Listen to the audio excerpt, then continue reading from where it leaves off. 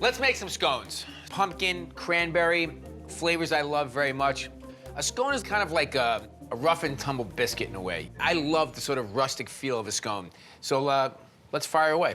We're gonna start with a couple of cups of flour, a third cup of light brown sugar, some cinnamon, a teaspoon of baking powder,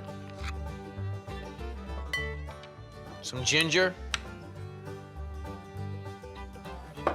and a half a teaspoon of baking soda, and a pinch of salt. Those are the dry ingredients. Just gonna mix these up.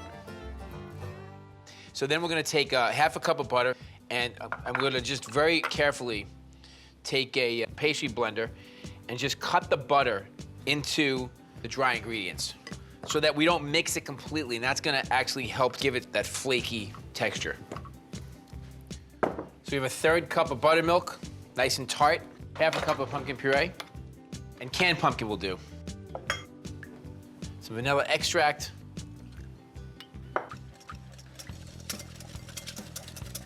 So we're gonna take the dry ingredients and we're gonna pour the wet into the dry.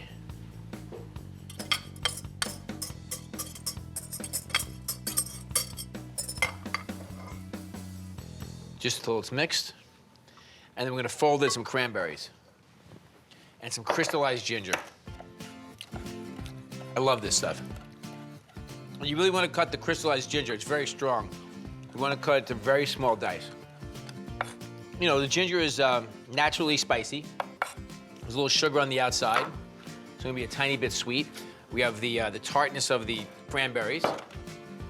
Just gonna fold these in, just so all this is mixed together, the wet and the dry.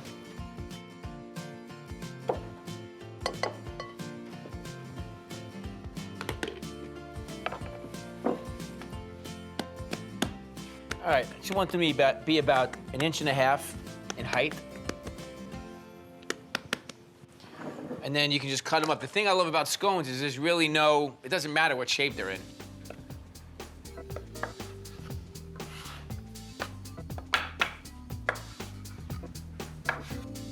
It's almost like a pie.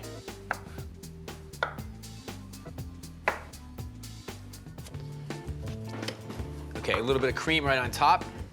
This looks very pretty. And this is gonna help give it a nice sort of golden color. So 375 degrees for about 20 to 25 minutes. Sprinkle a little sugar.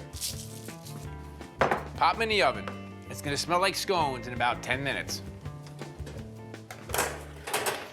All right, 375 for about 20 to 25 minutes. It's gonna start smelling like scones in here in a couple of minutes. My heavy cream, and I let it actually sit in the refrigerator so it gets nice and cold, and the bowl itself gets really nice and cold as well. So we're gonna put a whisk on here. Okay. So we're gonna let this go. And we can just let this go. I'm gonna put a little bit of salt in here. And we're gonna make our maple butter. Some good maple syrup. Let's check our scones. The cake texture comes out dry, which means that they're ready. So we're gonna take these out and put them on a rack. We're gonna let these cool for a minute. We'll keep making our butter.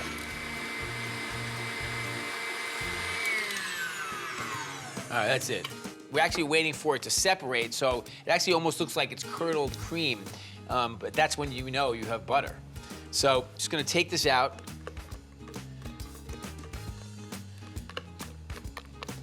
I mean, if it really starts to separate and you have solids and you have milk underneath it, you can actually strain out the milk and then keep the solids, and that's the butter. But I think for our purposes here, this is just gonna work perfectly fine. Look at that, pretty nice. So we take a little bit of our butter, our maple butter.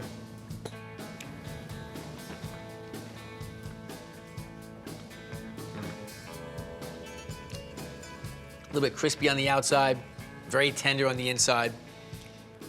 You can taste the spices in the pumpkin, like the ginger and the cinnamon. The cranberries are nice and tart.